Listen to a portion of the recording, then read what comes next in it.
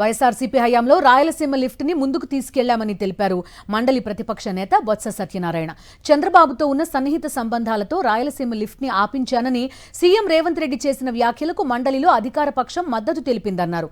చంద్రబాబుకు రాష్ట్ర ప్రయోజనాలపై చిత్తశుద్ధి లేదన్నారు. రాయలసీమ ప్రజలను మోసం చేస్తూ కాలం వెళ్లదీస్తున్నారని బొత్స సత్యనారాయణ ఆగ్రహం వ్యక్తం చేశారు.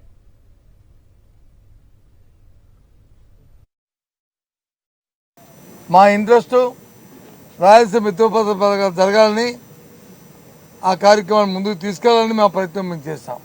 కానీ ఈ ప్రభుత్వం తెలంగాణ ముఖ్యమంత్రి గారు చెప్పిన మాటల అనుగుణంగా దాన్ని ఖండించలేదంటే దానికి ఒత్తాసు పలికారు ఫైనాన్స్ మినిస్టర్ గారు. ఆయన మాటల్లో కూడా మీరు చెప్పిన సమాధానం మేము చెప్పాం, మా రుణ సమాధానం మేము చెప్తామండి అంటే ఏంటి అర్థం? ఖండిస్తున్నారా? మీరు ముఖ్యమంత్రి చెప్పిన మాట ఖండిస్తున్నారా? దాన్ని మీరు బలపరుస్తున్నారంటే దానికి సమాధానం చెప్పకుండా వాళ్ళు వచ్చే సమాధానం ఉంటే వాళ్ళు చెప్పిన సమాధానం చెప్తారట.